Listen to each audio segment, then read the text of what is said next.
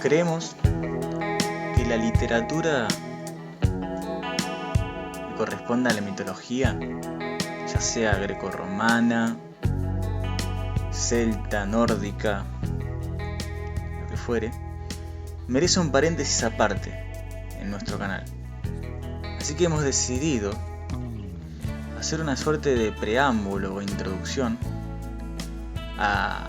previo a los relatos que vamos a llevar a cabo en este canal, como ya he dicho.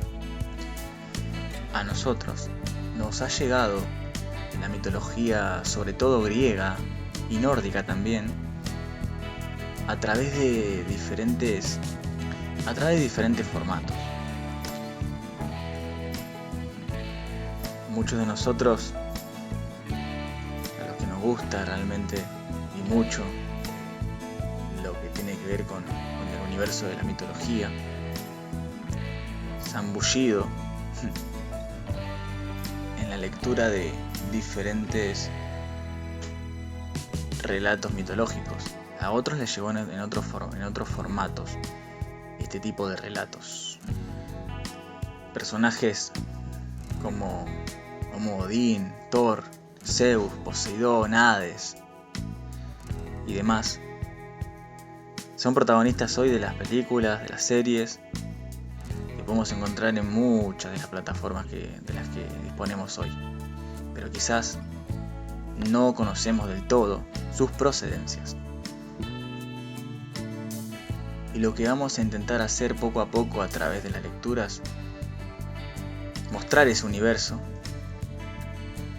el origen de los dioses, de los semidioses, de los héroes, el origen de la tierra, el origen de todo, el origen del cosmos, a través de estos relatos antiguos, ¿no? Esperamos que les guste y que puedan sugerirnos también qué relatos les llegó y en qué momento de su vida, en la escuela, quizás a través de una película, a través de una serie, para poder compartir con nosotros y con los demás. Básicamente, para entrar en tema, la mitología nace como interrogante, o como respuesta, mejor dicho, a aquellas cosas que el ser humano no ha podido en su momento responder. Aquellas cosas a las que no le podía dar una explicación realista, por decirlo de alguna manera, le daba una explicación sobrenatural. Y esa explicación que le brindaba iba pasando de boca en boca, transmitía de boca en boca, y en ese traspaso de boca en boca lo que se producía era la diversificación de versiones, ¿sí? A nosotros nos ha llegado en la literatura los grandes relatos mitológicos a partir de historiadores, de escritores y de críticos como Hesíodo, Homero, Ovidio. Si queremos mucho más acá, mucho más actual, o mucho más cercanos a nuestra contemporaneidad, Baccarini, Franco Baccarini, Mariana Vicat y muchos otros más. Muchos se han mostrado interesados en los relatos mitológicos. ¿Qué tienen de atractivo, no? Bueno, es un universo compuesto de un montón de criaturas con sus características particulares. Los dioses, sobre todo los dioses griegos, difieren mucho del dios occidental que nosotros conocemos o que los cristianos conocen, los católicos. No es solo un dios, sino que en el Olimpo se reúnen o se reunían los grandes dioses, el dios supremo de todo, Zeus, y toda su corte. Ellos determinaban o actuaban de espectadores de las circunstancias que se daban en la tierra, sobre todo con los héroes. Estos dioses no eran del todo benevolentes, eran dioses diferentes al Dios cristiano, eran dioses envidiosos, lujuriosos, mentirosos.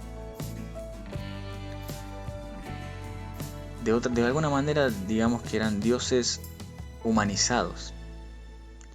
Vamos a ir caminando de a poquito en este terreno de la mitología, después para ver las categorías que hay dentro de la mitología, de acuerdo a la explicación que quieren dar los mitos, que pretenden dar los mitos, y la influencia que han tenido los mitos, y la influencia que han tenido en las diferentes disciplinas y campos de conocimiento que hoy en día tenemos, como la psicología.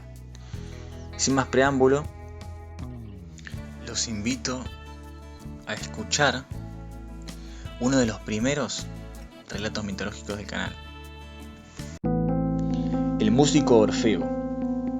Cuando el músico Orfeo, hijo de Apolo y de la musa Calíope, aunque otras fuentes afirman que su padre era Eagro, rey de Tracia, tocaba su lira, a la que añadió 2 cuerdas para sumar 9 como las musas y nació así la cítara, los hombres se acercaban desde todas partes para oírlo. Su música y su dulce voz no solo calmaban a las bestias salvajes, sino que podían cambiar de lugar rocas y árboles, y hasta variar el curso de los ríos y arroyos. Lo que producía en el ánimo de los hombres era un éxtasis indescriptible. Lino, otro hijo de Apolo, fue su maestro de música y también su amante. Él le regaló la primera lira, que había sido fabricada por Hermes con tripas de oveja durante su aventura con los toros robados. Aunque en la mitología griega casi todo es relativo y depende del cristal con que se mide, se supone que Orfeo fue uno de los pioneros de la civilización, pues además de músico era profeta, astrólogo, médico, maestro, agricultor. Practicó además la magia. La esposa de Orfeo, Eurídice, era una ninfa de los bosques y murió al ser mordida por una serpiente mientras huía de su cuñado, Aristeo, que quería poseerla. En las orillas del río Estrimón, Orfeo lloraba amargamente la pérdida de su amor. Tocaba en su lira canciones tan tristes y cantaba tan desgarradoramente que las ninfas y los dioses le aconsejaron, llorando, que descendiera al Hades en busca de su esposa. Orfeo siguió el consejo y mientras iba a las profundidades del inframundo utilizaba la música para sortear los peligros que se le presentaban. Nunca se había escuchado algo tan hermoso en el reino de los muertos. La súplica de Orfeo caló tan hondo que por un instante el tiempo permaneció quieto. Se detuvo el águila que día tras día le devoraba el hígado a Prometeo. Sísifo dejó de empujar inútilmente la roca y tuvo un momento de descanso. Dejó de girar la ardiente rueda en la que estaba encadenado Ixión. Tántalo no sufrió más la sed y el hambre implacables, y todas las almas dejaron de derramar lágrimas de aflicción. Por primera y única vez Orfeo logró que los tormentos se detuvieran y convenció a Perséfone y a su severo marido de que moriría de amor si no le permitían a Eurídice volver con él al mundo de los vivos. Los reyes del inframundo pusieron solo una condición: que él caminase delante de ella y no mirase hacia atrás hasta que los rayos del sol iluminaran a Eurídice por completo. Hades, seguro de que Orfeo no podría cumplir su promesa, mandó llamar a Eurídice para que regresara con su amado. En silencio los esposos recorrieron el camino de regreso a la superficie, envueltos por la niebla de la muerte, hasta que, cuando sintió el calor del sol sobre la cabeza, Orfeo giró para ver si Eurídice estaba bien, y al instante una fuerza misteriosa volvió a llevársela por segunda vez, pues aún uno de sus pies no había sido iluminado por Helios. Desesperado, Orfeo corrió de nuevo a la orilla de la laguna Estigia, pero Caronte le negó el paso por el río Leteo. Durante 7 días y 7 noches suplicó, pero el insensible barquero ni se inmutó.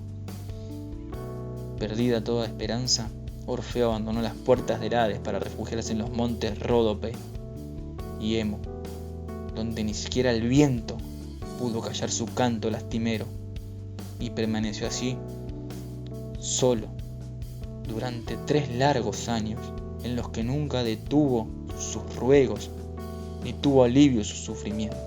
La muerte de este músico fue relatada por varios historiadores y las versiones difieren. Uno dice que en esos montes fue visto por las bacantes tracias, que le ofrecieron su amor pero fueron despreciadas. Ellas apresaron a los animales que lo acompañaban para que no pudieran defenderlo, y luego de matarlo a pedradas, despedazaron el cuerpo de Orfeo y esparcieron sus miembros por doquier.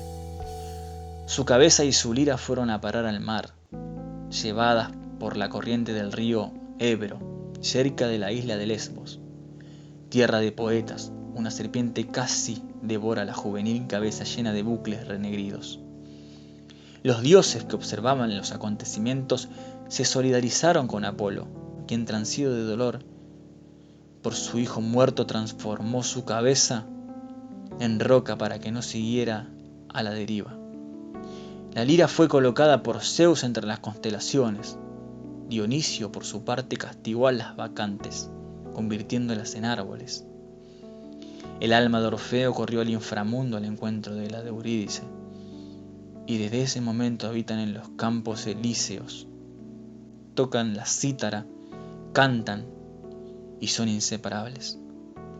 Otra versión cuenta que las mujeres tracias lo odiaban porque él enamoraba a sus maridos e hijos varones, y ellos las abandonaban a su suerte para seguirlo. Por eso decidieron embriagarse para tomar valor y lo mataron. Tanto era su encono que no se conformaron solo con matarlo, lo despedazaron y desperdigaron sus miembros. En la expedición de los argonautas, Orfeo marcaba el ritmo de los remeros. Con su música los protegió de las sirenas, que vivían en la isla Antemoesa. Cuando oyó los cantos, Orfeo sacó su lira, que sonaba más bella y tapaba las voces. Butes fue el único que no pudo resistir el hechizo y se lanzó al mar, pero fue salvado por la diosa Afrodita.